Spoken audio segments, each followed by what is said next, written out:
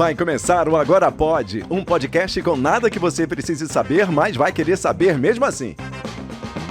Patrocinado por Mercadinhos São Luís. No nosso e-commerce você encontra variedade e praticidade e recebe onde estiver. Fini, se tem alegria e diversão, tem Balas Fini, a marca de doces mais amada do Brasil. E Nissan Jangada, seu Nissan 0 km em 2 endereços. Avenidas Júlio Ventura e Washington Soares.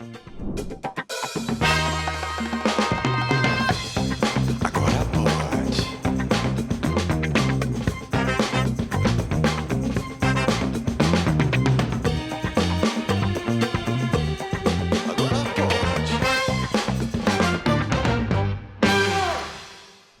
Cara, cadê o Gustavo? Marquei com o cara, até agora nada.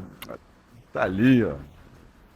O Kicks Play é o SUV mais amado das ruas. Olha esse painel TFT digital, motor 1.6 confiável e o câmbio CVT que dá muito mais conforto e economia. Além disso, tem um porta-malas gigante de 432 litros e multimídia de 8 polegadas com Apple CarPlay e Android Auto. Sem falar que você ganha 1 ano de Amazon Music grátis. E aí, parceirão? Comprou o carro, finalmente? Não, cara, eu tô treinando aqui pra gente fazer o vídeo no YouTube, pô. Tu não deixou eu tirar no seu nome? Venha conhecer o Nissan Kicks Play Advance 2025 na Nissan Jangada e realizar o sonho de ter o seu. Avenida Júlio Ventura 200 e Washington Soares 255. Caramba, o Kicks Play era o meu sonho. Agora pode, começando agora mais um episódio, Gugu, e neste episódio nós vamos enveredar pelo mundo da comunicação, do digital, como chamam os da geração Z. E dos games também, né? E dos games. E aí vem aí o GT, não sei das quantas. Olha aí. Vem o maior lançamento, não sei o que, do mundo aí, vai superar, hein? Abra aí no LinkedIn vagas para apresentadores de podcast geração Z, pra gente renovar aqui o negócio. Rapaz, que isso, vai abandonar seu parceiro aqui. Claro que não, meu parceirão.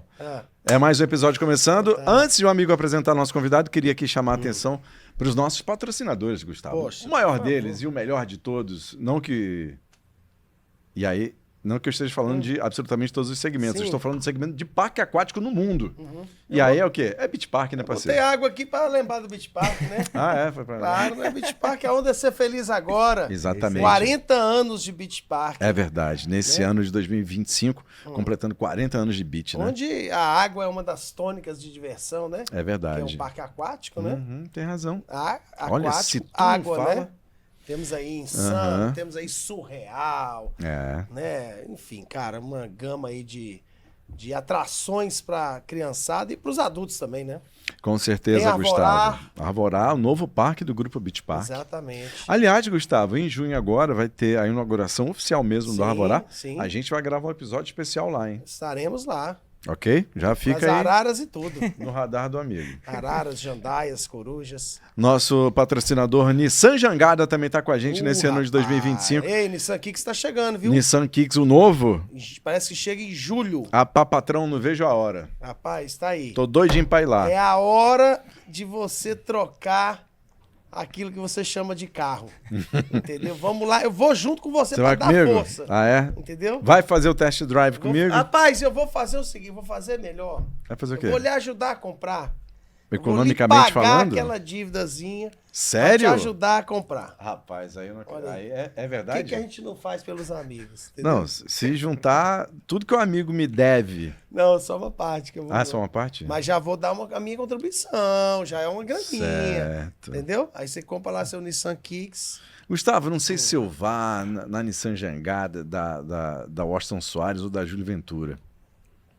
Vai na Júlio para começar lá com o Rafael. Júlio Ventura 200 é um dos endereços aqui da Nissan Jangada. Exatamente. Se você tem empresa, se você é taxista, se você é PCD, você tem condições especiais na Nissan Jangada com a turma lá que vai lhe receber super bem. Exatamente. Gustavo, por falar em receber, se eu quisesse receber as compras do mês em casa, qual é a melhor coisa a se fazer? Rapaz, a melhor coisa que tem é você entrar no app do São Luís, ou entrar no site do São Luís, ou pedir pelo WhatsApp.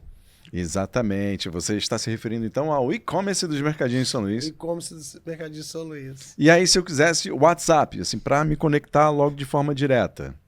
Vou lhe passar o número do São Luís. Passe, meu 9136-9451. Repita. Rapaz, tá decorado. 9136-9451. Certo. 085, viu? 085, pra quem tá em Fortaleza, né? 085-9136-9451. Tem um 9 na frente, viu? E se for pelo site? 9136-9451. Tem um 9 na frente, viu? Só pra te lembrar. Tá, Só já. pelo site, macho, é mercadinhosãoluís.com.br. Mercadinhos. Mercadinhos. São E se for pelo Luís.com.br. app, São Baixa Luís, o app. Mercadinho São Luís. Entendeu? Exatamente. Tem que pagar pra receber? Tem que pagar pra receber, claro, né? Porque também... É uma informação, Rapaz, né? Mercadinho São Luís não é instituição beneficente. E se o não. cara ligar lá no São Luís, aí o Google disse que era só entrar em contato aí que vocês mandavam aqui em Não, casa. aí- Amigo. Aí eu vou ter que consultar meus advogados. Gustavo, apresente nosso convidado. Opa. Ale, ele é formado em Publicidade e Propaganda pela Unifor, Certo. universidade que você cursou, disse que cursou, tem mestrado em Administração e Controladoria pela UFC, É isso aí. Da universidade controladoria. que eu fiz, Certo. e MBA em Marketing pela FGV, Certo. que você não tem. Não tem. Empreendedor e consultor especializado em marketing digital, atuando principalmente com influenciadores digitais e criação de conteúdo. Opa. Viu? Professor universitário, rapaz, ele dá aula lá nos 57 cursos lá da Unifor. E Criador de conteúdo no YouTube, podcast, fundador da The Byte, um dos maiores podcasts de games, mídia e criação de conteúdo no Brasil, Davi Rocha! É o Davi Rocha aqui no Agora Pode. Muito obrigado. E aí, foi um prazer, Davizão? gente. Bom E aí, demais ver cara, como é que você vocês. tá? Davi, prazer. Não viu, só cara? ouvir vocês, mas também ao vivo. Valeu. Muito bacana estar aqui nessa estrutura maravilhosa. Pô, A gente vai. aqui é. Ó, a gente da aluga hora. horário aqui no estúdio. Demais. Eu que gravo podcast de casa, eu vejo isso aqui, eu fico impressionado. Realmente é um prazer enorme estar aqui com vocês. Vamos bater papo. Bora, vamos bater papo. Primeira coisa, tá interessado em alugar um horário aqui? A gente tá fazendo qualquer negócio aqui. Mas tá trabalhando de casa, macho. Uma coisa Eu não vou mentir, não. Depois da pandemia eu aprendi algumas coisas e uma delas foi que trabalhar de casa é uma parada muito boa. Então, assim, eu gosto de dar aula, em sala de aula, muito legal, muito bacana. Mas depois, quando eu volto pra casa, podcast, consultoria, tudo remoto, é top demais. Rapaz, Davi, tem muita gente no mundo e muita gente vendo a gente e a gente precisa se apresentar para as pessoas, Perfeito. né? Porque cada audiência é uma audiência diferente, né? total. A gente que é do rádio, por exemplo, a gente sabe que rádio trabalha muito com repetição de música, né? Então a música que eu toco aqui 8 da manhã, eu vou tocar ela meio-dia, vou tocar ela às 5 horas da tarde. Certíssimo. Porque são grupos de audiência que vão se revezando na programação da rádio e você precisa fazer aquela música impactar ou tentar impactar grupos diferentes em horários diferentes, né? E no digital hoje, as pessoas que estão no digital, a galera que faz podcast, a galera que faz conteúdo para rede social, é uma galera que tem ali uma audiência, tem uma bolha, mas assim, quando a gente tem a oportunidade de estourar a bolha, que eu acho que é o teu caso aqui, você está falando para uma audiência, por exemplo, que está interessada em futebol. Ou você tem aqui no Agora Pode uma audiência que veio de uma pequena base do papo que a gente teve com a Márcia Sensitiva. Então a pessoa segue a Márcia e está aqui na nossa base também. Aí o Zico, que já é outra coisa, né? Massa. Acaba que quando a gente sai da bolha, é legal a gente ter um conhecimento. A bio que o Guga faz aqui, eu acho que é só um modo de a gente acender o negócio. Mas Quase que formalidade, né? exatamente, mas eu queria entender melhor o trajeto que te trouxe até aqui, até esse momento onde você realiza tudo isso, podcast, você dá consultoria para os influenciadores e tal. Como é que começou a tua saga nesse setor, nesse caminho? Vamos lá. Eu vou falar e aí eu já peço a vocês que, caso eu estiver falando muito, vocês me avisem. porque Não, a gente professor- adora, a gente professor adora é gente prolixo, que fala muito, professor mano. O é negócio é conhecido. pra falar. A gente É dá maior conhecido valor. por ser prolixo, mas assim, basicamente, eu sempre fui apaixonado por comunicação. Eu costumo falar para os meus alunos, inclusive, que eu sou da época que a gente amava propaganda, porque hoje em dia a gente tem uma relação de amor e ódio, digamos assim. Ninguém aqui ama aquela propaganda antes de aparecer o vídeo no YouTube que a gente quer assistir, né? A gente quer sempre passar. Mas eu sou da época do programa de televisão que passava na Multishow, chamado Hora da Propaganda, que a gente assistia durante 1 hora e meia, comerciais de TV do Brasil, do mundo inteiro, e eu sempre amei comunicação por esse viés da propaganda. E aí eu fiz publicidade e propaganda, e eu fazia direito.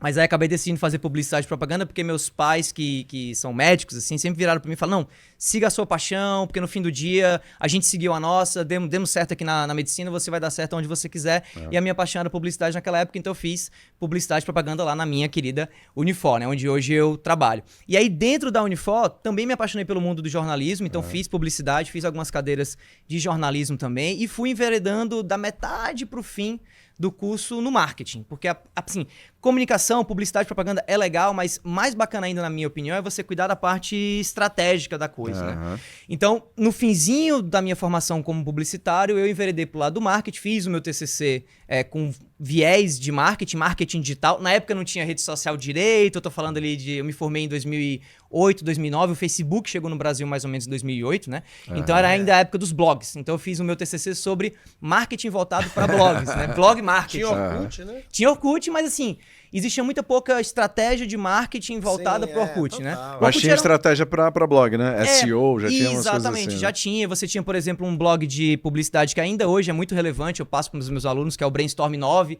que era um blog de marca, não blog de marca, um blog de marketing, mas que se comunicava muito com blogs de marca, né, e tal. Tinha uma loja que vendia camiseta online que eu achava maravilhosa, chamava Camiseteria, que tinha também um blog de marca bem legal. E aí eu fiz meu TCC voltado para isso. Depois disso, assim que eu me formei, eu já quis me inserir no mercado de algum jeito, mas também deixar um pezinho ali na academia. Então, eu entrei para o mestrado, e uma das vantagens de você fazer mestrado acadêmico é que você tem um certo tempo livre enquanto você está recebendo aquela bolsa. É uma bolsa meio minguada, né? Ninguém tá falando aqui de nada muito... É duas paçoquitas só. Isso, é quase isso. Mas me dava, assim, uns 3, 4 horas a mais no dia que eu podia fazer o que eu quisesse. E eu fui atrás de criar o meu próprio negócio, né? A gente tá falando ali de 2010, 2011, na época das startups. Assim, o comecinho da era das startups no Brasil e também aqui no estado do Ceará. Eu fui um dos fundadores de uma das primeiras startups aqui de Fortaleza, chamada Logovia, que era uma startup que conectava o mundo dos negócios ao mundo da comunicação. Porque era basicamente uma agência online que fazia o que a gente chamava antigamente de concorrência criativa, algo muito parecido com o que a gente vê hoje no Get Ninjas. A gente arrumava pessoas que queriam fazer logo, queriam fazer algum tipo de trabalho mais pontual, coisa que antigamente o empresário buscava só ou em agência de publicidade ou em gráfica rápida. A gente tentou criar meio que um formato híbrido. E a gente conectava esses profissionais com empresários de pequeno e médio porte do Brasil inteiro. E deu certo? Rolou? Deu muito certo, felizmente. Tanto que eu tive a oportunidade de morar em São Paulo levando o negócio para lá. A gente vendeu, inclusive, para o nosso maior rival. Tanto que a empresa hoje mudou de nome, deixou de ser Logovia e virou Ido Logos, que é hoje, acho que é a maior empresa da América Latina nesse segmento, né? Se manteve. Se manteve ainda hoje. Olha, é uma empresa legal. carioca e que hoje em dia é a maior da América Latina. Mas mais ou menos nessa época da nossa compra foi a época que eu fiz o chamado exit, né? No mundo dos empresários, que basicamente vendia a minha parte e saí fora, porque eu não estava me acostumando muito bem a morar em São Paulo. Confesso que até hoje não é uma cidade que eu tenho uma relação muito Não positiva. gosta, não gosto, assim. Eu aprendi durante a minha época em São Paulo, assim, por que as pessoas preferem vir pra cá, curtir o Nordeste, curtir o Beach Park, por exemplo, vindo lá de São Paulo, né? Eu tenho muitos amigos, inclusive, que são de São Paulo. Hoje em dia moram aqui. A minha esposa, inclusive, a família dela é de São Paulo, veio aqui pra Fortaleza, buscando uma vida mais tranquila e tal. E eu também, né? E eu saí de São Paulo, voltei pra Fortaleza, só que voltei com um pouquinho mais de... Com grana, com um pouquinho mais de renda, né? Um pezinho de meia e Vendeu tal. por uns 7 milhões lá. Né? Quase. E voltei pra academia, né? Voltei para dar aula, comecei aqui dando aula, mas nunca larguei esse mundo dos negócios, né? Então, criei algumas outras empresas, uma empresa de aplicativo que lançou algumas iniciativas bem legais. A gente lançou quase que hoje seria chamado de um clone do iFood, porque a gente lançou antes do iFood, foi em 2014, 2015, aí chamava Easy Beer.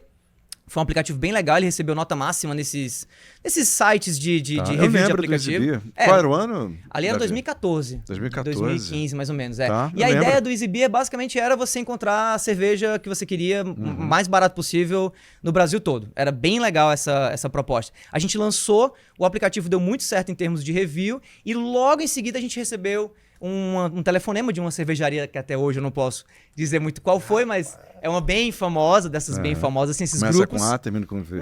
Por aí. É um grupo cervejeiro muito grande. E eles foram atrás de querer comprar o projeto, se interessaram e tudo mais, aí a gente conversou e tal, e aí... Tá aí o Zé Delivery. Não sei. E aí depois a gente fechou, né, a empresa que a gente tinha de aplicativo e eu fui fazer outras coisas, né? Caminhando, sempre trabalhando com a parte de docência, sou professor há 10 anos, né, de publicidade, comunicação, marketing, inovação, essas coisas. Eu entrei no mundo da comunicação digital, da era da criação de conteúdo, né? Que ano a gente tá falando aí? A gente tá falando aí de mais ou menos de 2016. Tá. Então já tinha Spotify, Instagram... Já tinha tava Spotify, já tinham podcasts, assim, eu sou... Tinha podcast. eu não digo que eu sou um dos primeiros ouvintes do Jovem Nerd, do Nerdcast, que é um dos podcasts mais antigos, e o Rapadura Cast, que também é um dos podcasts mais antigos que a gente tem aqui, né, pessoal lá, o Jurandir e tudo mais. Mas eu sou assim, eu escuto podcasts há mais de 10 anos. Então eu comecei a enveredar para esse lado de criação de conteúdo, podcast. Eu criei um podcast meu, um canalzinho no YouTube chamado Bacontástico. Inclusive o meu arroba, um dos meus arrobas no Instagram hoje em dia ainda tem a ver com isso, é Davi do Bacon. E o pessoal pensa, por que do bacon? Você faz alguma coisa de culinária? Eu falei, não, é por conta do Bacontástico, que era esse canal no YouTube, essa produtora, que começou a dar também um tipo de consultoria para criadores de conteúdo que estavam querendo começar. Tá.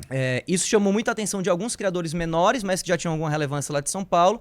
E eu comecei a prestar consultoria para esses criadores de conteúdo e acabou faltando tempo, digamos assim, para eu focar no meu próprio conteúdo. Então eu meio que fiz o sunset dos meus canais, assim, a gente parou de produzir conteúdo lá no Bacontástico. A gente tinha um outro canal que chamava Resenhas Picantes, que era bem interessante, um canal de resenha que envolvia pimenta, malagueta, um negócio assim...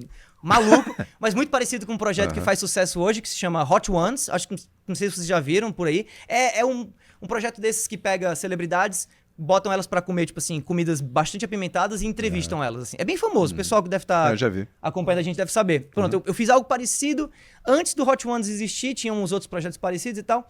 E aí eu fui fazendo esses trabalhos, eu fui chamando a atenção de alguns criadores de conteúdo, fui prestando consultoria. E hoje, basicamente, eu cheguei nessa fase da minha vida em que eu dou aula e que eu faço essas... com o tempo que sobra, eu faço essas consultorias com alguns criadores de conteúdo. Isso foi uma demanda natural, né? Natural, foi te procurando. aconteceu de maneira bem orgânica. Eu, inclusive, costumo dizer para os meus alunos em sala de aula que a única coisa que eu fiz foi, ao longo do tempo, eu fui parando de trabalhar com aquilo que me dava dinheiro, mas que eu talvez não gostasse tanto assim, e eu fui começando a olhar para aquilo que eu gostava de fazer e que também me desse dinheiro de alguma maneira, né? Então, hoje em dia eu trabalho basicamente com uns 3, 4 criadores de conteúdo específicos. Então, trabalho com, o pessoal talvez conheça, o BRKS Edu, que é um dos maiores criadores de conteúdo de games do Brasil. Tá. Ele tem, contando em todas as redes sociais, mais de 10 milhões de seguidores. Trabalho com o Max Palaro, que também é um criador com mais de 3 milhões de inscritos. Trabalho com o BitGamer, que também está na casa dos 3 milhões aí. Todos eles voltados para esse mundo de games. Eu sou gamer de carteirinha, viciadaço em videogame. E recentemente eu criei, junto com o BRKS Edu, né, ou o Edu também conhecido, e o agente dele, o agente de talentos dele, que se chama Bruno Van Depp, também é um cara sensacional, o The Byte, que é um podcast que fala sobre games, tecnologia e criação de conteúdo. E é um projeto que tem dado muito certo, porque a gente tem trazido criadores de conteúdo para conversar, a gente tem abordado certos temas bem interessantes desse mundo de criação de conteúdo para criadores, mas também para pessoas que são curiosas, né? Então, assim, a gente está chegando a mais ou menos 100 mil inscritos, e não são 100 mil criadores de conteúdo, né? Mas são 100 mil pessoas que têm interesse nesse assunto. Né? Tanto que, assim, o próximo episódio que a gente vai abordar provavelmente tem a ver com o que está acontecendo agora, enquanto a gente está gravando, que é essa CPI das bets. A gente tem feito uma cobertura bem interessante, porque a gente traz o lado do criador de conteúdo dentro dessas questões, né? Então a gente discute, por exemplo, a parada dos contratos, né? Vários criadores de conteúdo com quem a gente trabalha receberam, né? Foram, digamos assim, abordados por uma série dessas empresas que fazem apostas esportivas com contratos milionários. Alguns aceitaram, outros não. E a gente discute até o lado ético disso, que é um tipo de conteúdo que a gente encontra pouco ainda hoje na internet, né? Muita gente não acha tão interessante assim, mas dentro dessa economia criativa, né? Economia da criação de conteúdo que tem crescido cada vez mais no mundo como um todo, isso é algo que tem começado a interessar mais e mais as pessoas, né? Boa parte dos meus alunos, por exemplo, eu que dou aula na publicidade, querem ser criadores de conteúdo de algum modo, né? É isso que eu ia perguntar. Eu sei que tipo de comunicação você tá... Né, que tipo de aprendizado, de informação você está passando para esses novos alunos aí? O que esse povo quer? Porque a gente estava até conversando aqui, nós que já estamos mais falados que pra cá. É isso, gente. Que viemos de outro mundo, assim, mas nós pegamos um mundo muito mais off do que né? Sim. Então, assim, o que essa juventude quer? Assim, o que essa geração Gen Z e tal? Porque A gente sabe, né, pelos nossos sobrinhos, sobrinhas, que todo mundo quer mais ou menos isso, né? Quer se dar bem na criação de conteúdo, né? Aí você tá em sala de aula há 10 anos, né? 10 então eu anos. acredito que tenha mudado assim, o perfil dessa Cara, galera. demais, Né? demais. Do Tanto ano 1 pro ano 10, né? ano passado eu dei 3 palestras em eventos voltados não à comunicação, não a empreendedorismo, não a marketing, mas a criança e juventude. Eu dei palestra na Associação Cearense de Pediatria, uma série de entidades exatamente para falar sobre um assunto que tem crescido muito no meu interesse. Eu até penso em escrever a respeito disso no futuro, puxando essa minha experiência, que são os gaps geracionais, né? Essa história de, talvez assim, nós aqui que sejamos talvez millennials ou geração X e millennials, conversando hoje em dia com o pessoal de geração Z, achando que a geração Z ainda é, digamos assim, a geração mais nova, mas na verdade a gente já tem a geração Alpha chegando aí, que tá essa meninada tá com 14, 15 anos mais ou menos, e esse ano começou a geração Beta. E é um negócio muito doido, porque assim, eu noto, e os estudos mostram, que hoje em dia boa parte das pessoas que educam a geração Z são as pessoas da geração X, uma geração que é acostumada a uma época que nem internet tinha. A minha geração, que é a geração dos millennials, ela que pega ali 85 até mais ou menos 97, né? A gente pegou a transição. Então, eu sei falar muito mais de internet com os meus colegas, com os meus e alunos, inclusive, do que com as pessoas de gerações passadas, ou até mesmo da minha geração, mas que não tem essa aptidão que eu tenho de estar conversando com os alunos em sala de aula. Então, é um negócio muito louco, cara. Assim, a maneira que eles enxergam o mundo e como eles se relacionam em comparação com a maneira que a gente enxerga. E eu só consigo ter essa visão por conta desses 10 anos de docência. Sala de aula, né? Exatamente. Se você quiser falar de pager, tá aqui, fala com ele. Pager. Anotar em agenda. Mas o que fala. o que você tá passando para eles? O que eles querem? Porque, Cara, assim, por exemplo, hoje existe uma série de questões no jornalismo. Sim. Agora, recentemente, a moça falou aí que o Mark Zuckerberg já não vai querer mais agência, que a IA vai criar tudo, entendeu? Verdade. E aí? É muito doido falar, por exemplo, com alunos de jornalismo, que eu também dou aula quando eu falo de comunicação e marketing estratégico, sobre o elemento do publi editorial, por exemplo. Né? Porque eu sou de uma época em que, se você falasse em sala de aula sobre publi editorial, era loucura. Tipo assim, como assim publi editorial? Advertorial, né? Teve uma época que chamaram de advertorial. Não, eu lembro demais de professores meus em sala de aula de jornalismo falando assim, de maneira elogiosa, né, de como o The New York Times mantinha em um prédio a redação e um prédio num outro estado dos Estados Unidos a parte comercial, exatamente para para que esses mundos não conversassem. E hoje em dia a gente tem o publi editorial como algo, né, completamente normal. Então, assim, é uma transformação muito forte.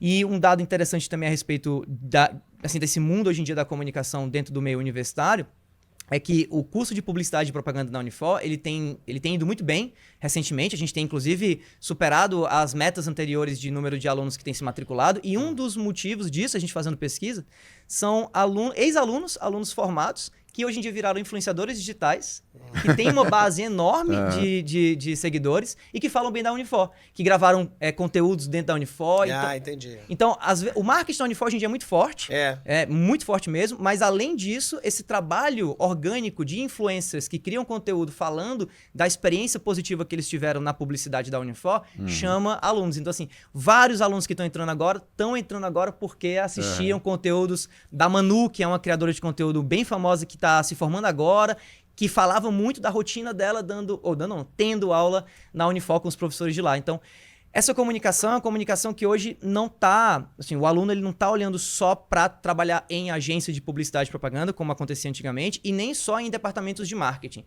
Ele quer muitas vezes trabalhar por conta própria, mas ele quer entender essa relação entre a comunicação, as marcas e o público.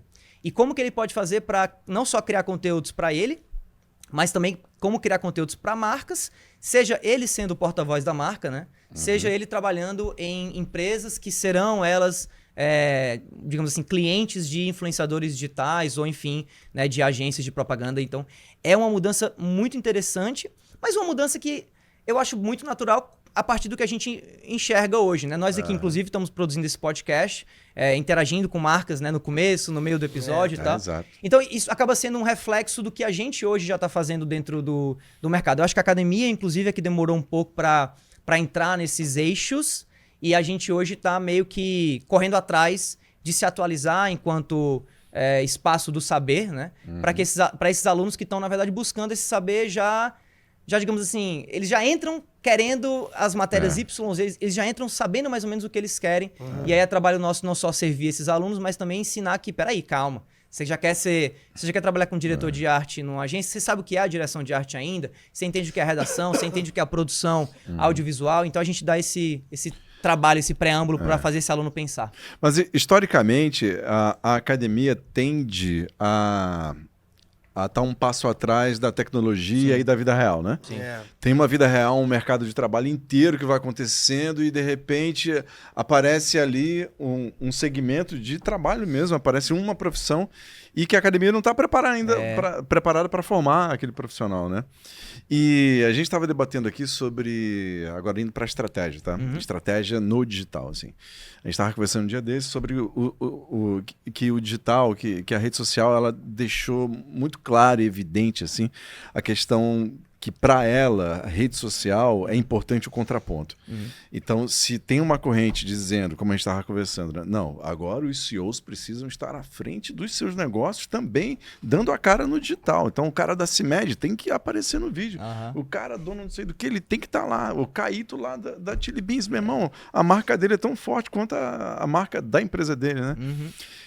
E ainda não aconteceu, mas já vai acontecer alguém que vai dizer que não, amigo, peraí, não. A marca que tem que ser à frente das coisas, né? A marca que tem que ser mais forte que não sei o quê. Porque aí o CEO morre, quem é que...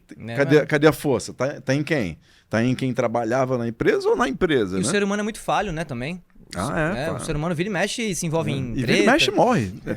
E aí, aí o cara lá da CIMED, qual é o nome dele? João alguma coisa, né? Não lembro mais. João CIMED. Aqui vai ser o João CIMED. Aqui vai ser João CIMED. João CIMED, não estou dizendo que você vai morrer, mas se o João CIMED morre, E aí a CIMED vai ficar rendida? Morrer, vai morrer. Porque Não, se morre por agora, né, que eu tô querendo dizer. Não é um Munra, né? Mas e aí, Davi, qual é a estratégia mesmo que é ideal para o dia de hoje, em 2025? Cara, eu acho que é um trabalho paralelo de você sim se aproveitar desse mundo da criação de conteúdo e da ideia atual, né? De que as marcas também precisam elas próprias criarem conteúdo e ninguém melhor do que o dono da empresa para poder falar da empresa que ele fundou e tal, né? E em paralelo você construir uma marca sólida independente das pessoas que estão envolvidas nela, né? Então eu acho que o exemplo que a gente estava discutindo aqui antes da gravação, do Caíto, eu acho muito interessante, porque você tem primeiro a Chili Beans criando uma marca forte, sólida, num mercado, não digo nem disputado necessariamente, porque ele é muito controlado, esse mercado de óticas, de relógios, de acessórios, ele é controlado por grandes grupos que são donos de muitas marcas, né? O que a gente acha que são empresas concorrentes, na verdade, são todas donas, assim, são todas empresas de um mesmo grupo que é dono delas, né? E a Chili Beans, ela consegue se colocar como um player muito competitivo nesse mercado, sendo uma empresa brasileira e tal, um negócio bem interessante. Mas, em paralelo, o Caíto, ao longo do tempo aí, com o Shark Tank, com as palestras, com a própria produção de conteúdo nas redes sociais, ele foi construindo a imagem dele.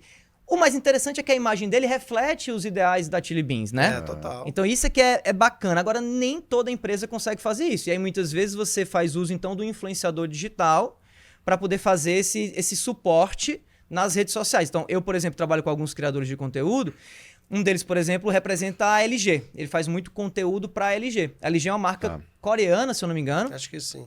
Não tem muito jeitão de marca brasileira, né? Eles não são tão... Eles são conhecidos aqui, mas eles não têm essa brasilidade, eles não têm muita cultura do local. Então, quando eles querem se comunicar com o público brasileiro, eles vão atrás de influenciadores digitais, porque não dá muito. E, enquanto isso, o influenciador digital acaba nutrindo de brasilidade essa marca. Então, para responder diretamente a sua pergunta, a abordagem ideal hoje é você não deixar 100% uma pessoa cuidar do teu marketing, ser ela o teu porta-voz, o teu garoto propaganda, porque ela pode morrer, ela pode se envolver em alguma treta, a gente vê isso acontecendo com bastante frequência, porque em paralelo você constrói solidez de marca independente desse influenciador, para caso aconteça alguma coisa, você poder se manter enquanto você encontra um outro porta-voz.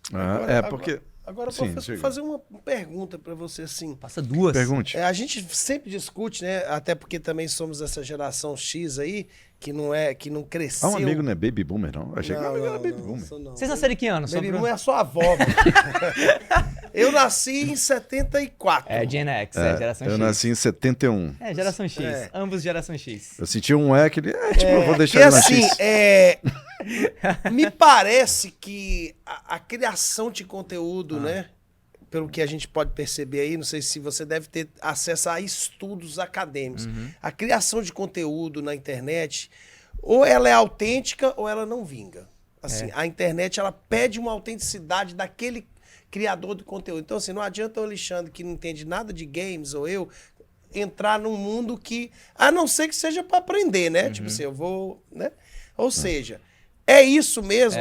E aí, a partir daí, eu lhe pergunto, o que que as marcas vão atrás de pessoas nichadas, ou elas, por exemplo, pode pegar a Juliette para falar sobre games, assim, qual é a estratégia que as marcas adotam para colar em influenciador X ou Y? Quando você fala de criação de conteúdo hoje em dia e de marketing de conteúdo, você está falando basicamente de um tripé de qualidade percebida, e eu já falo essa questão de percebida, autenticidade, né, sei lá, alguma coisa assim de transparência, e constância, né? Constância de conteúdo. Não dá para você fazer ali pingado, como antigamente se fazia, só nos momentos sazonais, quando a marca tinha algum lançamento. Essa comunicação tem que ser constante, né? Esse conteúdo tem que ser de qualidade, mas uma qualidade que seja uma qualidade percebida aos olhos do público-alvo. Então acontece muito de você ver um criador de conteúdo produzindo algo que você acha ridículo, mas pro público dele é maravilhoso. Né? No mundo dos games, por exemplo, tem um cara que se chama Games Edu. O Games Edu, os meninos aqui da produção devem saber quem é um dos caras mais toscos da criação de conteúdo que você possa imaginar. Tipo assim, ele tem mais de, sei lá, acho que ele tem 10 anos no YouTube, milhões e milhões e milhões de seguidores, e o cara continua gravando do quarto da casa dos pais dele. Eu acho que ele mora numa mansão, mas ele grava nos pais, sabe? Porque ainda é o quarto dele cheio de pôster meio que, sabe, assim, colocado de qualquer jeito na parede e tal. Mas ele traz uma autenticidade muito grande e aquilo é qualidade para o público que assiste ele. Tanto que ele era conhecido por não estar em rede social nenhuma até hoje. Ele entrou no Instagram e teve gente que criticou ele por ter entrado. Tipo assim, cara, você não precisa disso. E obviamente ele vive disso. Ele vive disso. Ele é patrocinado pelas marcas que são, vamos dizer, relativas ao que ele... Aqui acolá ele faz publi, mas ele também ganha muito dinheiro do AdSense do próprio YouTube. Né? Então, ele explicando pro pessoal que não entende o que é, ele empresta tempo de tela do canal dele para marcas que meio que aparecem em intervalos específicos dentro do conteúdo. Ele não fecha contrato diretamente com essas marcas. Quem fecha é o YouTube, mas ele deixa o canal dele lá disponível. Entendi. E aí o YouTube remunera. Como ele tem um volume muito grande. Então vamos lá. Constância, qualidade percebida de conteúdo e essa característica da autenticidade. Porém, eu costumo dizer que até essa autenticidade, ela também é percebida. Em que sentido? Existe a necessidade de você ser transparente, existe a necessidade de ser autêntico, mas eu conheço muito criador de conteúdo que, eu não digo que emula aquilo ali, que simula, mas ele pensa no quão autêntico ele vai ter que ser com aquele público dele. O que é que eu quero dizer com isso? Existe estratégia até nisso hoje em dia. Antigamente, o criador de conteúdo, ele era aquela pessoa que... eu tô aqui mostrando a minha cara, esse sou eu de verdade, vocês conhecem quem eu sou. A gente ainda tem muito criador de conteúdo que é assim. Eu, inclusive, trabalho com criadores de conteúdo com essa característica. É o tipo de característica que eu gosto em um criador de conteúdo. Mas eu conheço muito criador de conteúdo grande, inclusive hoje, que faz a sua imagem e projeta aquela imagem nas redes, né? Ficou, inclusive, muito famoso durante um tempo um vazamento de informação da Bianca Andrade da Boca Rosa, que tinha um cronograma de momentos do dia que ela queria expor nos stories dela. E assim, não fazendo julgamento de valor nenhum pra ela, isso é estratégia, mas isso mostra o quê? Que aqui não é necessariamente a minha vida natural. Eu não acordo desse jeito, a minha rotina não é essa, naturalmente eu não faço isso. Não, eu tenho uma equipe que tem um roteiro, que precisa bater em certos pontos, porque eu quero passar essa imagem pro meu público, né? Então, quando a gente fala de autenticidade hoje, geralmente eu tendo a concordar, mas eu falo assim, essa autenticidade é que nem o filme dos Thunderbolts, ela tem um asteriscozinho aí. É uma autenticidade percebida. Ela tá, digamos assim, muitas vezes sendo construída para atingir aquele objetivo de fazer a conexão entre a pessoa e o público-alvo que ela tá buscando. Pô, mas isso para uma pessoa que tem uma audiência absurda, eu acho que é mais do que natural. É preciso você ter uma organização, um cronograma aqui. Total. Eu também acho. Né? Acho que não faz sentido você ter 7 milhões de seguidores e não se estruturar para... Porque também viram o seu job, porque se fosse só para os seu amigos, business, né? Se fosse só para os amigos, tudo bem. Você fazer as coisas na bagunça, do jeito que você quer, na hora que você quiser, né? Beleza, tem só 3 gatos maracajá lá, mas... Mas você começa a ganhar dinheiro, você começa começa a ter que ter uma certa organização, né? Ganhar dinheiro, Gustavo, uma ótima pauta. Eu também gosto. Essa aí me agrada bastante. Ganhar dinheiro... Principalmente sem trabalhar. entendeu? Não, aí, Olha, sem- aí, patrão. Não, existe. Vamos Tá pensar lugar assim, tem aquela história lá, não é o work hard, é o work smart, né? Tipo assim, não vamos trabalhar muito, vamos trabalhar de maneira inteligente. Eu gosto mais desse... Que é o contraponto do hard work, né? Assim, né? Que muita gente, pô, não, que não sei o que. Acordar 5 horas, vai correr, tomar um banho gelado. É, não, 7h30, não sou desse time, o não. cara já foi pra missa, já comeu não sei o que, já fez não sei o que lá, foi pra academia. Aí começa a trabalhar e sai 10 da noite. Eu acho meio maluco esse negócio. Não combina comigo, não. Nem eu. Não, percebe-se. Estamos alinhados aqui. Estamos alinhados. Mas na internet, Davi, as possibilidades são muitas e conteúdo é uma janela para se remunerar, né, na internet. Mas tem outras coisas e tal. E o que é viável hoje, assim, para a realidade de hoje? Cara, essa é uma pergunta muito, muito ampla, digamos assim. Eu vou tentar condensar ela, assim.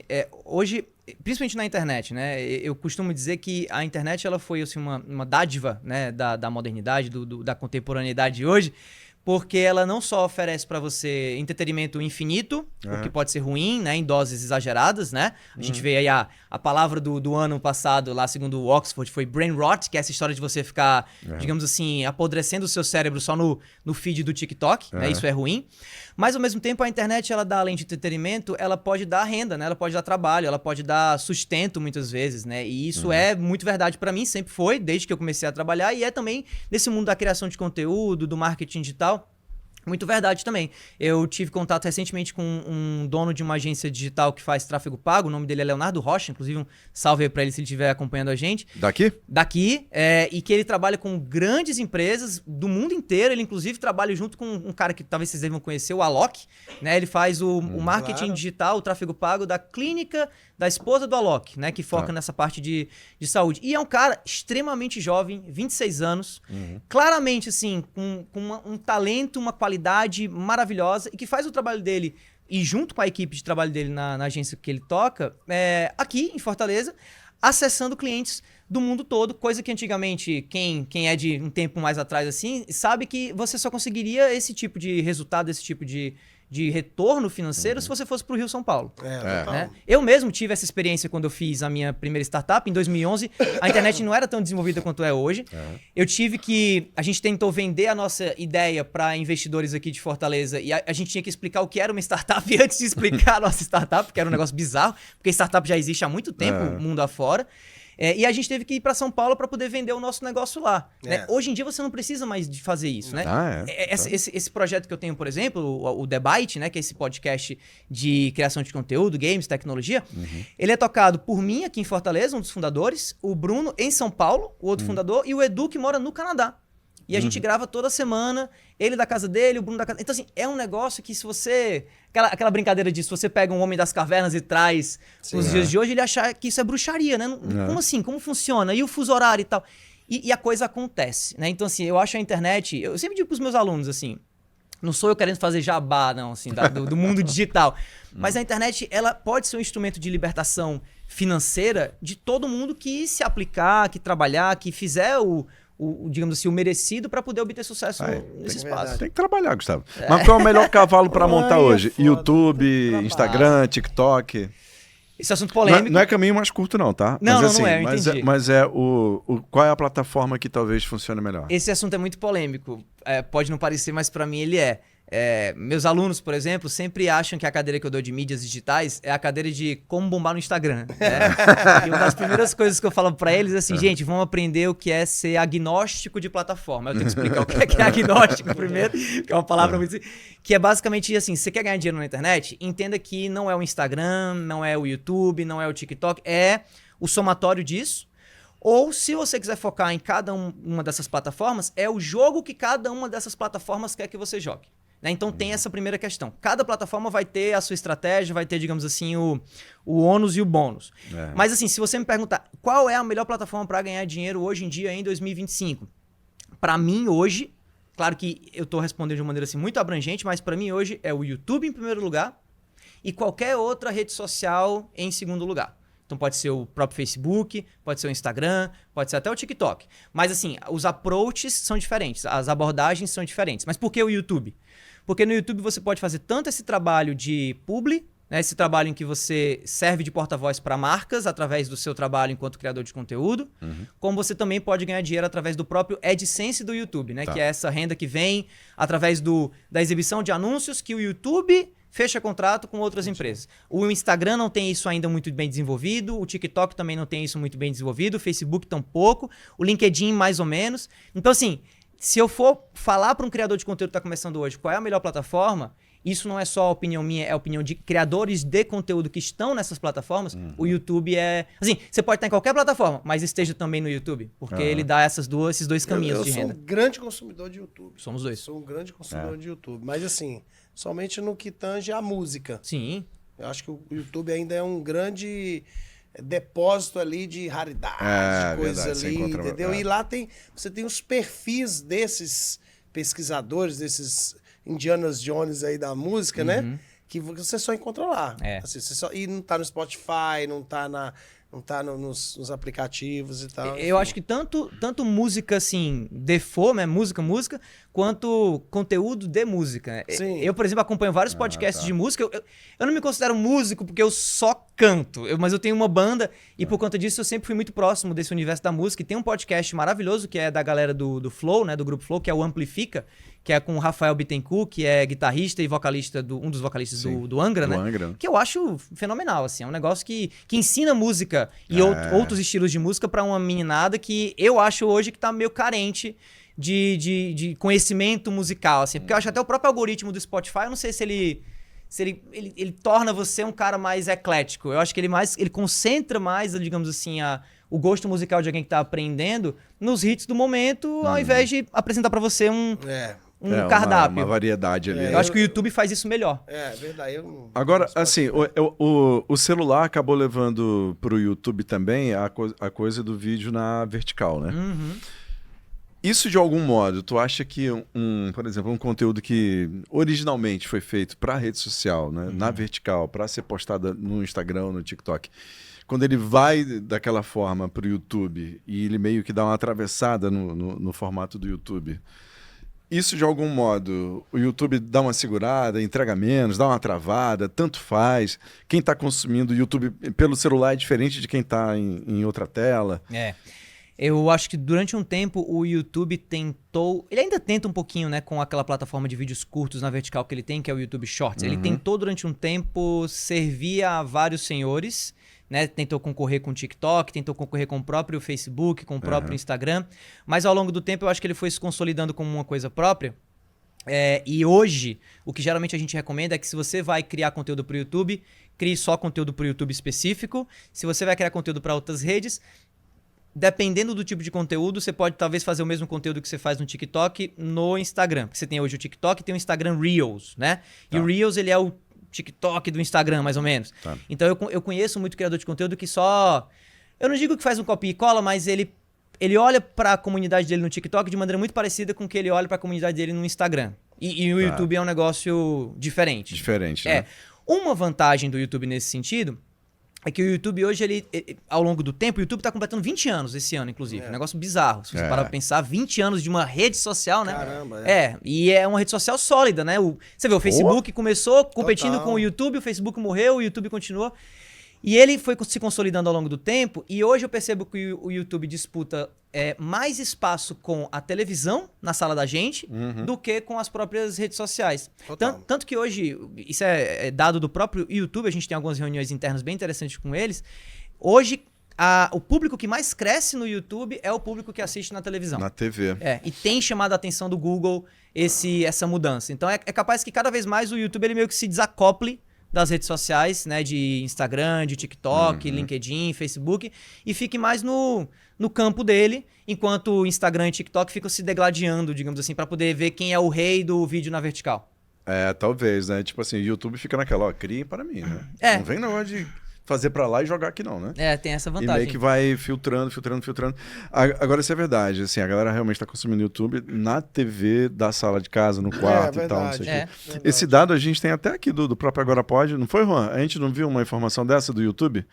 A gente pegou um recorte desse de tela e deu TV com 20 e tantos %. É um negócio doido. Pô, 20 e tantos % é muito, eu acho, assim, pra um negócio. Você parar na sua casa, colocar no YouTube, né? E você para pensar que o Brasil hoje, que é um país que tem uma situação socioeconômica muito, muito ruim, né? A nossa economia é muito fraca em comparação com outros países. A gente tem hoje, por conta do benefício da televisão smart, muita gente que, às vezes, assim, o eletrodoméstico que o cara investe, em vez de ser um computador, às vezes até em vez de ser um aparelho de smartphones, eu tô falando de famílias, é uma TV. Né? E essa TV hoje em dia, o cara às vezes ele não tem condição de comprar uma TV gigante ou uma TV de LED, mas a TV tem que ser smart, porque o Netflix tem que estar lá. Tem que estar lá, né? E aí junto com o Netflix vem o quê? Vem o YouTube. Então eu conheço muita gente hoje, como eu, por exemplo, que eu me mudei recentemente, eu moro há 4, 5 anos nesse prédio onde eu tô agora, e uma das coisas que a gente não trouxe pro prédio novo foi TV a cabo. A minha TV a cabo é a Smart TV que tem o YouTube, tem o Netflix. Exatamente, basta a internet. É. Agora, Davi, tu que já teve 2 startups aí, eu acho que a gente pode criar uma startup aqui. Ó. Vamos. Não sei se tem, mas, por exemplo... Lá vai. Eu sou um criador de rede social, certo? Meu negócio é lá no futebol. É tudo aqui, na vertical, certo? Você é influenciador digital e criador de conteúdo. Tá aqui, na vertical. Porra, mas eu quero jogar isso aqui no YouTube. Vamos criar uma IA que já vai abrir o vídeo do cara criando o cenário de fundo. A IA que vai criar. Ela vai ver o que vai ter no fundo e vai só abrir para cá, sugerindo uma extensão do cenário onde o cara tá. Ela vai se virar. Posso ir além? Vai. Cara, uma das coisas que eu... Mais 10 milhões aí nesse além uma das dele. coisas que eu tô mega interessado hoje em termos de interface são esses óculos inteligentes que a galera põe na cara e se filma, né? E eu fico imaginando, imagina se todo mundo começa a ter esses mesmos óculos, que nem hoje em dia todo mundo tem os smartphones mais ou menos do mesmo jeito, né? Seja Android, seja iPhone. E a gente começa a se filmar com os óculos e a gente começa a ter esse conteúdo indo para algum lugar que a gente possa depois pegar. Inclusive, tem uma tendência muito doida agora de estádio, não sei se vocês já acompanharam, que são essas empresas que elas levam fotógrafos pro estádio, os fotógrafos tiram foto de Deus e o mundo e depois você vai no site e tenta se achar. Pronto, imagina uma plataforma onde você se encontra e a partir do que você vê lá, você constrói o conteúdo que você quiser, seja para Instagram, seja para YouTube, de maneira automática, inteligente. Eu já vi isso. Tem um episódio do Black Mirror que passeia um pouco por essa ideia, né? Ligue pro Luciano Huck. Liga aí pro Luciano Huck. Geralmente Black Mirror é brainstorm pra mim, viu? O Black Mirror ele antecipa umas Black Mirror é muito doido, né? Muito, cara. Ele tem inclusive uma recomendação de série muito legal pra quem quiser, quem curtir Black Mirror, que se chama Years and Years. Eu não sei se vocês conhecem. Não. É aonde? Eu acho que ela deve estar no HBO, se eu não me engano. Ou Max, né? Hoje em Years dia. and Years. Years and Years. É uma série britânica que tenta fazer algo parecido com o Black Mirror, mas eles tentam ser de um futuro mais próximo ainda. Então a gente tá falando de 2035, 2040. E é muito legal, porque já tem coisas que saíram na primeira temporada de Years and Years que a gente já tá vendo agora. Esses óculos, por exemplo, a ideia meio que surgiu na série. Assim, se você olhar, surgiu primeiro lá e depois o Zuckerberg foi e lançou esses Ray-Bans aí da Meta com câmera pra filmar geral. Porque eu já vi, não sei o quanto isso é verdade ou não, porque hoje em dia, né, eu não investiguei. Mas os japoneses, eles conseguiram criar um sistema de interpretação, não é interpretação, de filmagem do sonho, do seu sonho. Eles conseguem fazer... Gravar o sonho. Gravar o sonho e projetar. Certo. Ou seja, aquelas coisas mais malucas que você sonha, não sei se Aí tu acreditou, não sei. Uai, não sei. Eu não acreditei porque eu não investiguei, né? Cara, eu sou um jornalista investigativo, entendeu? Eu acho que a empresa que tá mais próxima disso não é nem empresa japonesa, não. É aquela empresa lá do Elon Musk, a Neuralink, cara.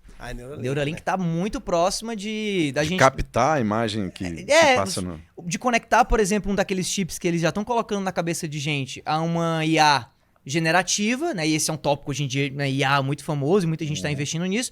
E aí a IA generativa vai praticamente traduzir os seus impulsos neurais em imagens, né? E aí, de certo modo, você está criando a partir dos seus sonhos, se você parar pra pensar um pouquinho. Agora, eu não sei qual de vocês aqui, qual de nós vai querer colocar um chip lá do Elon Musk na cabeça primeiro. Eu fico por último. Eu prefiro colocar um chifre na cabeça que um chip. Pois eu também. Eu vou ficar por último. Pelas loucuras aí do Elon Musk recentes, eu deixo pra vocês aí, depois Agora, professor, me diga uma coisa. É impressão minha ou é uma coisa de nicho? Mas assim... essa coisa da criação de conteúdo, principalmente no Brasil, me parece às vezes que ele é um mercado muito feminino, ou não é? Não. Ou é porque ele é meio a meio, depende muito do que... Eu acho que ele tá bem equilibrado. Só pra você ter uma ideia, segundo pesquisas recentes, olhando pro público, olhando pro mercado de games, por exemplo, a maioria do público gamer no Brasil é mulher. Ah, é? Olha Mas a gente tá aí. falando de 53% e a gente tá considerando joguinho de celular tipo Candy Crush como videogame. Então, se você parar pra pensar, é o público feminino, mas quando a gente fala do nicho gamer é predominantemente masculino. Por quê? Porque o gamer hardcore, ele é homem, geralmente, né? Ele é do gênero masculino. Então, assim, quando você fala de criação de conteúdo, eu acho que se você olha pro nicho, assim, Instagram, os criadores mais estourados, você vai ver algumas criadoras mulher mais do que criadores masculinos. Mas eu acho que a coisa hoje tá bem equilibrada quando você considera outras plataformas, o próprio TikTok, o YouTube, enfim, criação de conteúdo assim no geral. Eu acho que hoje em dia tá bem equilibrado, Até tanto porque, homens por exemplo, quanto mulheres. por exemplo, num ambiente que era predominantemente masculino como futebol, você tem já criadoras de Isso é verdade. conteúdo mulheres, né? Isso é legal. Não só elas fazem parte hoje em dia do corpo, né? Presente ali, juízes, bandeirinhas, comentaristas, mas as criadoras de conteúdo... Eu acho que de futebol, né? eu acho que aí sim uma coisa que é verdade e que é uma tendência muito forte, que eu inclusive vejo na sala de aula, vejo no mundo dos negócios, pegando esse recorte inteiro aí, é que as mulheres não só vieram para ficar felizmente, mas que elas estão virando a mesa em relação a nós homens, assim. Isso é uma coisa muito interessante. Eu já experienciei isso na época do mestrado, na época da pós-graduação mesmo ali, que eu fazia MBA lá na FGV. Na minha sala de MBA em 2010, 2011, era eu, uns 2, 3 gatos pingados de homem e o resto tudo mulher. Se preparando para serem executivos, né? Porque um MBA geralmente forma executivos. Hoje em dia no mercado, eu ainda encontro presença masculina em grande parte, mas assim, eu interajo mais com mulheres em posições de chefia em empresas de comunicação, empresas de conteúdo e tal, do que com homens. Isso é um negócio muito doido e algo que eu até comento em sala de aula, porque em sala de aula é a mesma coisa. Os meus melhores alunos são meninas. E eu não digo que os piores alunos são meninos, mas quando você vai para os alunos medíocres, medianos, aí você vê uma mistureba. Mas o topo da sala é mulher. É sempre feminino, né? E isso vem, assim, desde a minha época como aluno, e eu acho que tá se consolidando. Então, daqui a pouco... E não é à toa que você vê, por exemplo, esportes como a Fórmula 1, hoje em dia sendo tomada por um público feminino. A gente tem até na própria F1 Academy, né, que vai ser uma série agora que vai começar no Netflix, o elemento feminino ganhando destaque dentro de um esporte que, né, até hoje a Fórmula 1...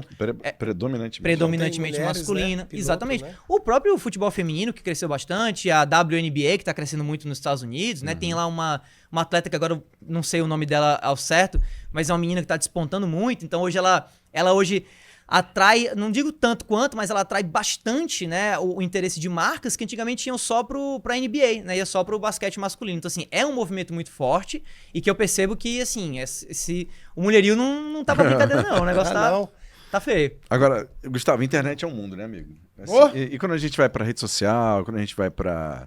Existem outros negócios, obviamente, dentro do digital, e-commerce, enfim, várias formas de você empreender no digital. Mas quando a gente vai para criação de conteúdo, quando a gente vai para, eu quero crescer como uma pessoa que está aqui levando conteúdo para a internet. Tem ainda algum tema que tenha potencial, mas que a galera tem explorado pouco, ou algum nicho que vem crescendo? Porque, assim, os que chamam mais atenção, esses todo mundo já ocupou espaço, né? Meio que... Vamos ganhar dinheiro de novo, então, né? Vamos ganhar dinheiro. Mas ele tá doido pra descobrir aqui Cara, a galinha dos olhos. esse ano, um dos políticos mais influentes dos Estados Unidos, chamado Gavin Newsom, ele é governador do estado da Califórnia, que é um dos estados, acho que é o estado mais rico hoje em dia, né, rivalizando com Nova York. Ele lançou o seu podcast. Então, algo que eu até discuto em bastidores já, e até é engraçado estar podendo falar isso aqui com vocês publicamente, mas é que é um projeto que eu hoje olho com olhos assim, bem atentos, é conectar política à criação de conteúdo. Eu acho que esse vai ser um... Pensei que tu queria ser governador. Não. Ciro Gomes já faz isso, hein? Pois é, olha aí. Espera lá um pouquinho. Espera lá um pouquinho.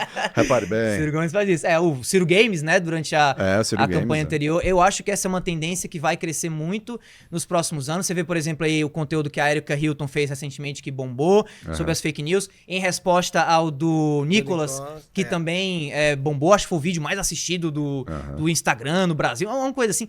Então, assim, os políticos, eles estão começando a se interessar por esse mundo da comunicação voltada para as redes sociais e, para mim, né, olhando pela ótica de mercado, esse é um mercado bem interessante para pessoas que têm podcasts, para que têm produtoras ou criadores de conteúdo que queiram entrar nesse mercado. Eu conheço uma rapaziada aí da política que daria um bom podcasters. Olha aí. Então você está falando de um conteúdo mais elaborado, mais pensado, mais planejado, menos câmera na mão, menos... eu tô aqui na Assembleia, não sei o que. E aí eu já complemento, cara. Mas isso tem uma... Você acha que teria uma viabilidade financeira? Ou seja, ele ganharia dinheiro com isso? Ou isso seria apenas um suporte para a imagem dele, vamos dizer assim? Ou, né? Seria um... Não, eu acho que para o político, assim, eu digo em termos de ganhar dinheiro...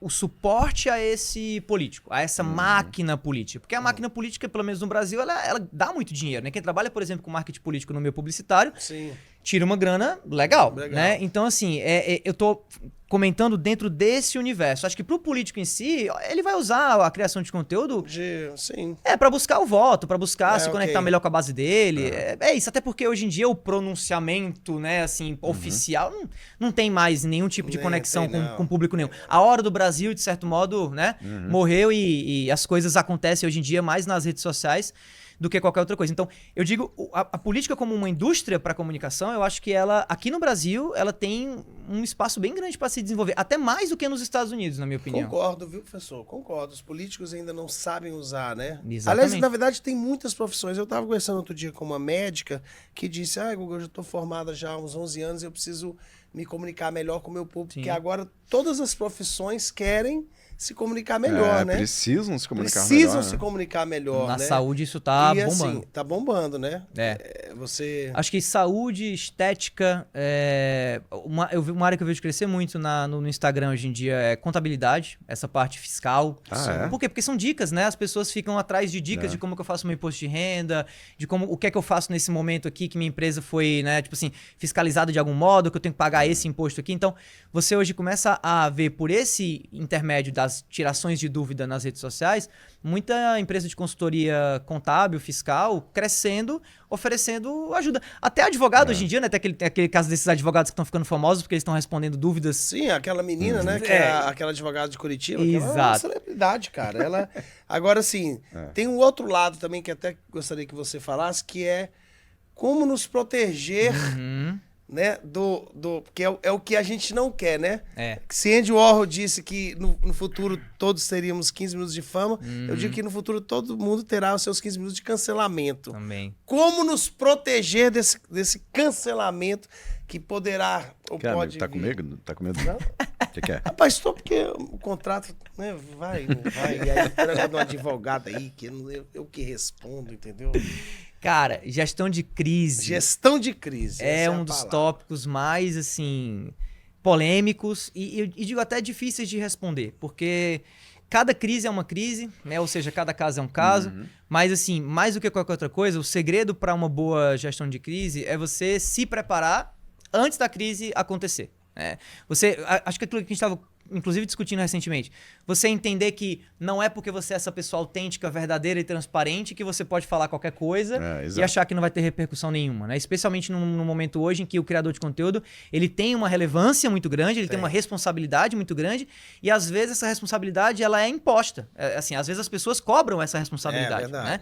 Então, você tem que se preparar. Eu gosto muito dos criadores de conteúdo com quem eu trabalho, porque eu vejo, assim, um espectro muito grande de alguns que não estão nem aí e de outros que talvez se preocupam até demais. E é muito interessante ver como que, às vezes, o que tá nem aí, às vezes pisa na bola e paga por isso. Às vezes, o que se preocupa até demais, ele fica preso porque ele queria discutir um assunto polêmico, porque tem a ver com ele, mas ele não pode, porque aquilo ali pode colocar ele numa situação... É a gente. Então, assim, eu acho que o segredo para uma boa gestão de crise é você ficar todo o tempo pensando, cara, amanhã pode acontecer o pior. Então é bom eu me preocupar hoje, eu me preparar hoje, eu ter uma comunicação muito clara, muito limpa, mas também muito planejada. E aí, né, entrando na parte de mercado e mercado da comunicação, aí entra a importância de você ter hoje uma equipe trabalhando com você. Claro. Né? Então, assim, eu advogo muito a favor de quem é criador de conteúdo, mesmo que está começando. Cara, não custa nada você ir atrás de um amigo, não custa nada você ir atrás de um brother que às vezes, assim, trabalha com outras coisas, mas você... Cara, vem aqui, vamos, eu te dou o valor do meu AdSense e a gente fecha publis, assim, 70-30. Enfim, você criar maneiras de você agregar ao teu redor pessoas que cuidem da tua comunicação para além de você próprio.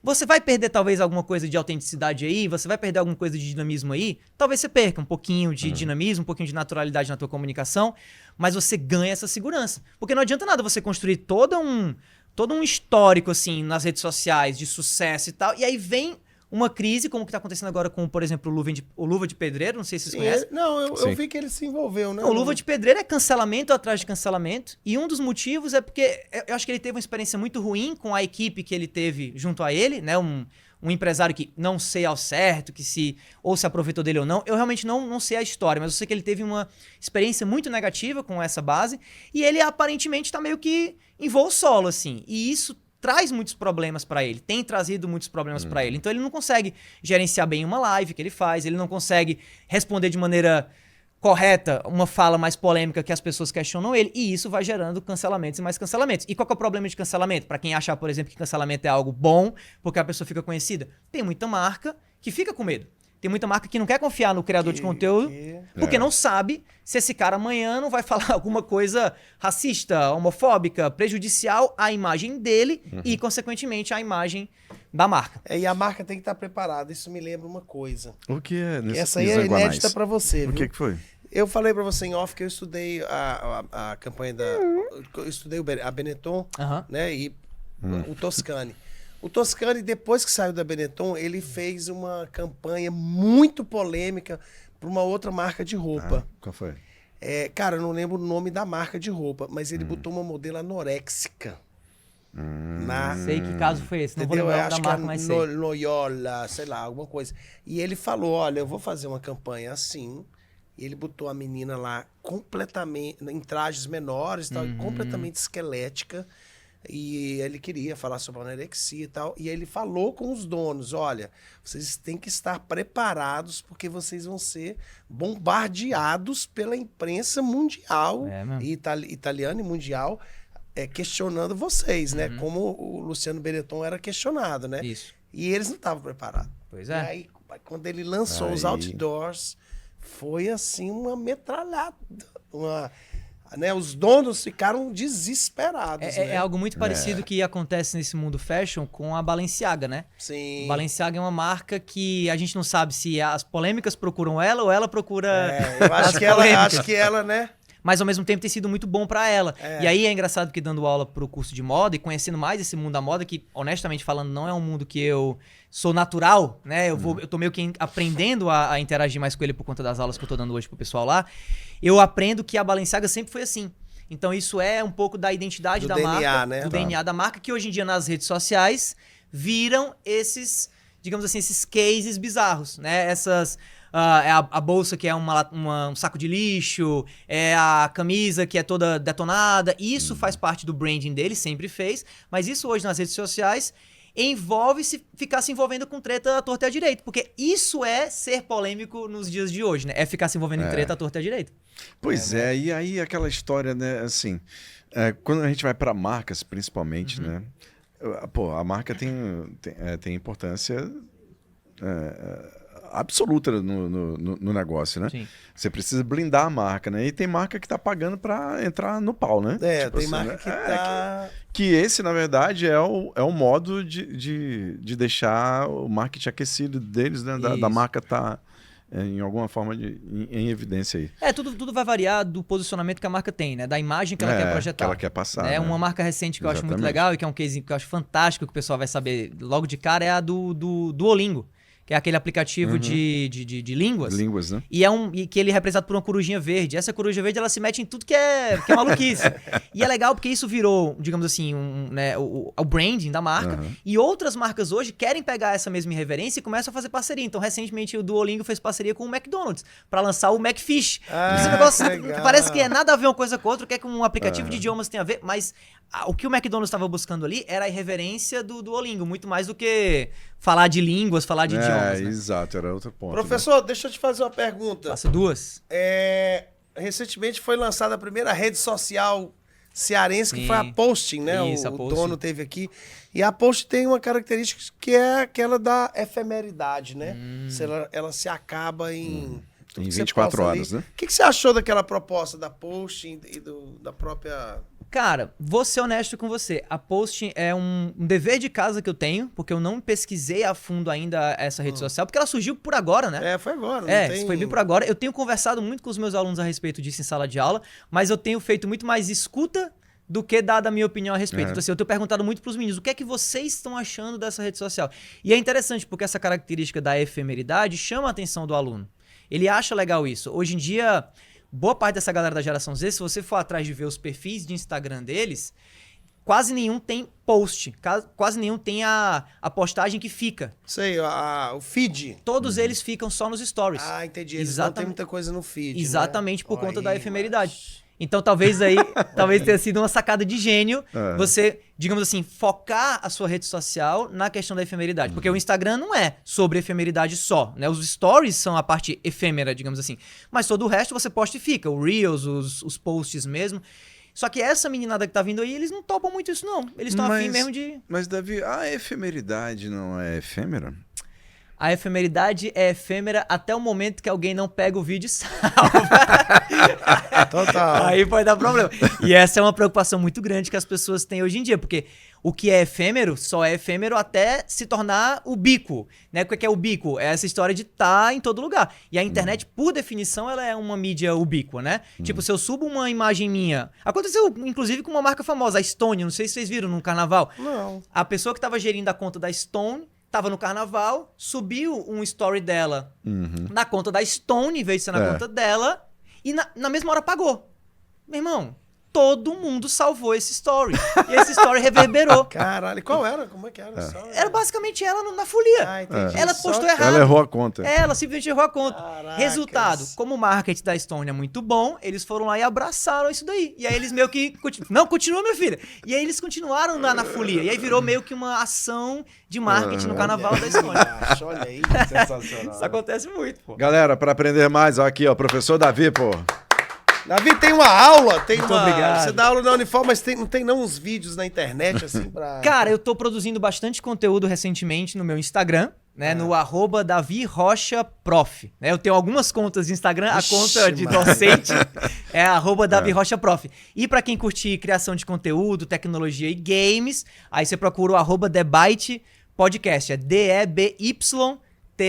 Ou você bota Debyte no YouTube também, que você encontra lá outra, digamos assim, outra skin minha, que é a skin de criação de conteúdo, games e muito bom esse tecnologia. nome, né? The Tá Byte. bom, segue o Davi, segue a gente também, @Pode Agora Pode, em todas as frentes. Obrigado, Beach Park, Mercadinho em São Luís, Nissan Jangada e Fini. Até mais. Valeu.